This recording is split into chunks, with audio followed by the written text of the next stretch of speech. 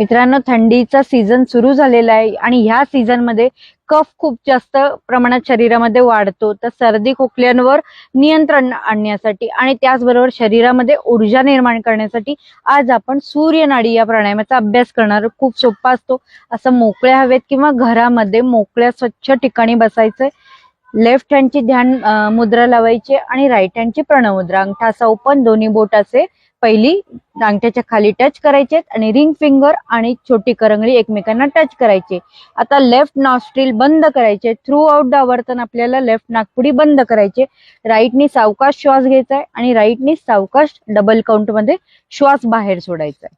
आणि अशी तुम्ही कमीत कमी 7-7 चे 3 आवर्तन सकाळ संध्याकाळ करा. नक्कीच तुम्हाला फायदा होईल. 1 2 3 4 सावकाश श्वास बाहेर सोडायचा आहे. 1 2 3 4 5 6 7 8 श्वास घ्या.